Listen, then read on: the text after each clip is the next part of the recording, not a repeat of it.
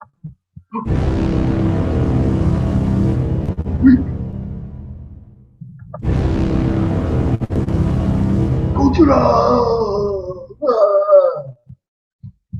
this is the Cutting Edge Review, and I am your reviewer. And right now I'm going to be talking about Godzilla 2014, the Gareth Edwards Godzilla, by the way. And I'm going to be reviewing this movie, and hopefully it'll get a good review, and you guys will be satisfied, or you guys will be pissed off because the movie wasn't good, sucked, or you actually liked it. But anyways, let's get started.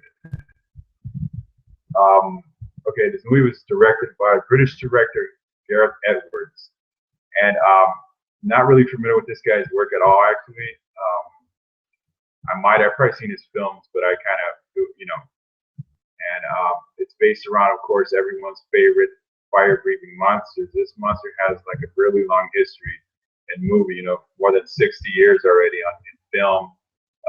Maybe like 28 or 29 sequels later, this movie finds itself in another American reboot, and there's going to be it's going to be a trilogy, guys. But let's get into the film review. All right, this movie kind of starts off with that one dude from Breaking Bad. Remember him, right? My wife tried it. You guys are hiding something. Remember that guy? Okay, first of all, okay, this movie starts off with your cliched 1940s World War II stock footage, and you actually do see an actually really cool nuclear bomb going off while Godzilla's coming right out of the water. You can just kind of see his dorsal fins, and he's coming out of the water. He looks totally awesome and at the same time frightening. And then the movie starts off at where he's working in a nuclear power plant, and his wife is also a scientist there. And something goes wrong, and what happens is a nuclear meltdown, and his wife ends up dying, and then he loses his job trying to figure out what it was that killed his wife, and it kind of from there you see some great performances from him, and then of course you get years later. I mean, he's lost his job, he's lost everything, trying to figure out what killed his wife. And that opening scene does kind of give you like a sense of like you feel for the characters, because there's some movies where I could care less if you die at all. I mean, you don't matter nothing. If you died, it wouldn't matter. It wouldn't change the world or anything. I mean, that's what I'm talking about. Movies where you're like, you could care less if a character dies, but in this movie, you kind of like, yeah, you kind of sympathize with the character, some of these characters in here, and at least these two. And so he years later, his son is played by what's his face. He's going to be playing Quicksilver in the new Avengers movie, by the way, and also his wife is going to play his sister on and a Scarlet Witch on the Avengers Age of Ultron coming out later on the next couple months. It's kind of creepy, don't you guys think? A little bit like yucky, because think about it. Okay, on this movie, they're married. The next time you see them, they're actually kind of be brother and sister. Here they're kissing. That's kind of creepy, don't you think? And so he played by what's her face, the Olsen twins. I think Mary Elizabeth Olsen or something like that. Her name is. And a lot of actually with these actors, I'm not really familiar with the work, so I can't really. I mean, I really should probably do a little bit of more of a background check on this film. It's just I know the plot of the film, I just don't know the actors too well. Because there's no big name actors on here except maybe that guy from The Last Samurai. He plays Dr. Serizawa on here. If you guys recall, the original Godzilla King of Monsters from 1954, there was a Dr. Serizawa on there too, and it kind of like it gives you like I said, it gives you like a little bit of the original, and honestly, it's been done to deaf people. I think we kind of I mean, I've seen some more reviews on this movie, and I think we just kind of need to stop. We already know where Godzilla comes from. We know he used to be a dinosaur. He used to be like a dinosaur, you know, like just hanging out, and then all of a sudden he gets nuked, and then suddenly he's a whole really city-sized destroying creature, and we don't need to know that. We already know where he comes from. We don't need to hear about it again. And I mean, after a while, you get into this movie, because any Godzilla movie is a must-see. I mean, I've seen every single Godzilla movie there is to see, and the thing is, though, this movie's kind of like a teaser trailer that you're trying to figure it out. You're like, where is it at? Oh, hold on, maybe I might see that one scene. I might catch it. You know, like you feel like you're watching hold on, like Cloverfield or the Blair Witch Project or some movie like that. You know, and it kind of gives you like you're like wondering where is Godzilla? The main reason people are at the theaters, and Godzilla actually shows up maybe by an hour into the film, I think. And he when he does show up, though, it's just awesome, blows you away. He looks twice as larger. This Godzilla is supposed to be like about 108 meters tall, you know, and the last Godzilla was like 100 meters. So this guy is really gigantic on this movie. And the story kind of goes into the one of the kaiju that are on this movie that are known as Muto. There's a male and female, and the female for some reason is bigger than the male. So it's kind of like that relationship where you see a little short guy with a really big woman, and she could totally beat him up, like, you know, like just grab him and slap him around a little bit. And so that's what that kind of relationship is, and I find it kind of funny though that I mean it's a male and female, right? And there's this part where the male brings like a nuclear warhead to the female to feed on. Okay, she's gonna have some kids, man. They're gonna have some kids, man. They're gonna get their weapon checked. They're gonna get all the treatments. And I thought that scene was wasn't touching to me. I thought it was funny. He brings her the bomb. He's like, yeah, girl, bomb, man. Yeah, shout. Yeah, I bought this for you. This nuclear bomb, man. They're for the kids. And that scene was kind of funny, but the Mutos, as far as a good kaiju, you know, I like the design, but it was kind of predictable. Just maybe the body of the creatures was very predictable. It looked a lot like Kamacuras or something like that from the older films. And then you know, you don't really know where they come from. Just like Cloverfield, you don't know where the hell that creature came from. And you don't know exactly where they come from. They know they came from underground. They were buried for many years, and then the reason there was a nuclear meltdown because it was one of the Mutos, and it was feeding on the nuclear reactors there, and earlier in the movie. And then suddenly you see Godzilla and the Muto. Their thoughts are like, it's gonna go down, man. It's like Brock Lesnar versus Goldberg or something, man. And all of a sudden, nothing. You're wondering what. Hold on. It's like I said, it's okay. Think about it. If you're at a boxing match or a wrestling, you got nosebleed seats. That's what this movie is like in some parts. Like you can see it from far away, but you can't really see them fighting a little bit, not that much. You know, there's that part that they meet in Hawaii. Whoa, nice. I like the locations they chose for this movie. It's pretty cool. I mean, you've never seen Godzilla go crazy in Hollywood. I mean, Hawaii. So, yeah, I mean, that scene right there could have been really awesome, but like I said, they kind of like there were a teaser trailer thing going there. And then later on, of course, it's centered around the Mutos. So the Mutos are basically they're feeding on nuclear power, and they're gonna consume every resource of nuclear power that there is, like kind of like Godzilla. Here I go again. And around that time, you got one of these forgettable characters on this movie. Not really, like I know the Olsen twins, but this girl, I had never heard of her, or maybe just until this movie anyways. I think his name was Aaron Taylor Johnson. If I'm not saying correct, he plays the husband, right, and he plays the military. For some reason, he's able to figure out what's going on as far as the like the technology. It's not like a bunch of guys at NASA don't already know this stuff, but for some reason, he seems to be the only guy for the job.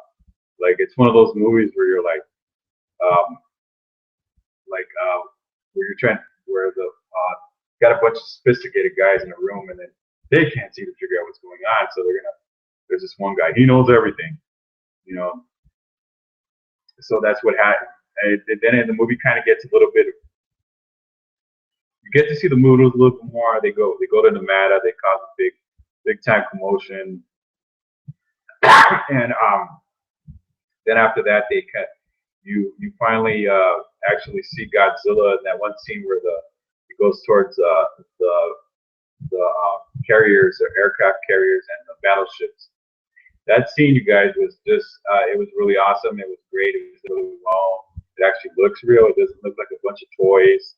It doesn't look like a guy in a suit. Because if you guys don't know, you know, those of you that know Godzilla know this movie was done in CGI, so Godzilla is not actually there. And I kind of like that. I think if I had to have the Godzilla series rebooted, I would definitely have Godzilla and all the other creatures in CGI, you know, because, you know, it might be more expensive, but it makes, you want 100% realism in these movies, because earlier Godzilla movies have gotten criticized so badly that, you know, there's so many parodies, there's all kinds of people that, but then again, Godzilla is probably the most popular creature or giant monster kaiju movie of all time, and he's a king monster, right?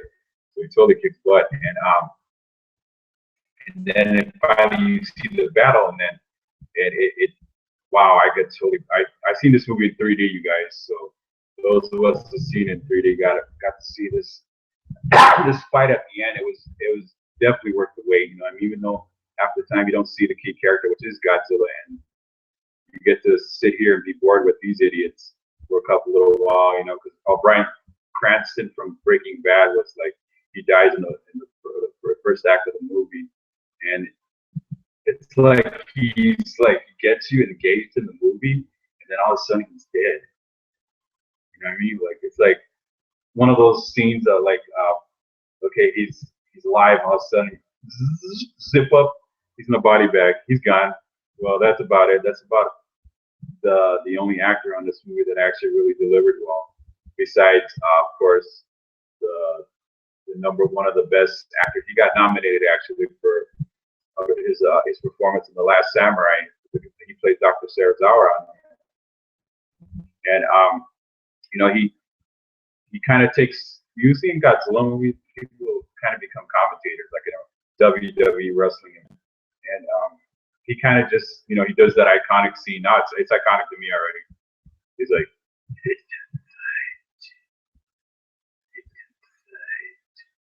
and in that scene, I mean, think about it. You got two giant creatures in San Francisco. They're about to go at it. What's going to happen? They're not going to meet and shake hands and say, "What up, dog? Yeah, what up, partner?" They're not going to do something like that. They're going to go. You know, they're going to. Godzilla's an apex predator on this movie. In the earlier movies, he kind of goes through phases. Godzilla goes through phases. He was in the beginning. He was not friendly. He was not a savior of nothing. He was not a friend of humanity. Not a friend of nothing except destruction. Godzilla represents the horrors of war, guys. I mean, even if Godzilla doesn't exist, this is what he does. He's a byproduct of nuclear war, a byproduct of war itself, you know, and the horrors of it. That's what Godzilla really is. He's not this cute giant lizard that you could, the guy in a rubber suit hanging out on miniatures and stuff and destroying those toy cities. You know, Godzilla represents all those things. You know, but on this movie, he kind of like he's looking for a challenge. He's more, like I said, God, this cop never go away. He's an apex predator, and he wants to, you know, he wants to end the Moodles, you know, and that's what he does. You know, when they said that in this movie, when they said Moodles, I kind I had thought about the Jeffersons, you know, moving on to the east side, and that's what it. Because it was, think about it, the female was larger than the. It's like George Jefferson and his wife on this movie.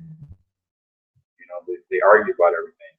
Okay, and okay, there's talk about there's definitely going to be more sequels, people, and one of the sequels that are planned, and there is Gareth Edwards wants to do. He wants to make a trilogy, and what he's going to do for the next movie, he's going to bring back King Ghidorah, Mothra, and Rodan, and it's kind of like a remake of the classic 1964 Ghidorah, the three-headed monster, and just can you imagine what's going to happen? I seriously think, I hope this movie's going to be a whole lot better than this one. Even though I had a great time at the theater, it was awesome. People were enjoying it, and but this movie, hopefully this next movie will be better. It's going to be, you guys are going to have to set your clocks. If we actually make it to 2018 and Korea or Russia, that we don't go at it with Korea or Russia, maybe we might actually get to see the next Godzilla movie. And there's another one expected to come out 2 years later. Also, it's what Gareth Edwards wants to do. He wants to make a remake of the 1968 version of a movie called Destroy All Monsters. If you guys remember that movie, those of you who've seen it, if you haven't seen, check it out, man, because you might want to go buy the movie, because that's what he said. I seen it on a lot of the Godzilla 2014 blogs, that he wants to make a version of Destroy All Monsters, but with big name actors. Think about like Tom Hanks, Brad Pitt, Tom Cruise, Keanu Reeves, or something like that. Bring in Natalie Portman or Kate Beckinsale or something like that. People that are well known, not the Olsen twins. I don't think I want to see the Olsen twins on the screen. So okay, we're gonna get a Godzilla movie next year. Actually, we're not gonna have to wait till 2018 to see the next one, because Toho, the originators of the Godzilla series, are gonna come back and do I think it's based on the success of this film. They're gonna do another Godzilla movie from Toho, so we're gonna get another Toho Godzilla movie next year. Can't wait, guys. I mean, like I said, any Godzilla movie is a must see, and hopefully, I hope we don't see another rubber suit. I mean, even though I enjoyed the last couple of Godzilla movies from the early millennium, those were really actually pretty good. I don't think I want to see another rubber suit anymore. I mean, this is, like I said, this is what, if you like Godzilla, if you like kaiju movies, that's what you gotta put up. A guy with a rubber suit falling over, smashing toys and stuff. All right, you guys. Yeah, but sit tight till next year. Toho is going to be making the originators of the Godzilla movies. Is going to be making a new Godzilla movie for next year, and so we're not going to have to wait that long for another Godzilla movie, which is the trilogy that's going to be done by Gareth Edwards by 2019. All right, you guys. This is the Cutting Edge Review, and I am your reviewer.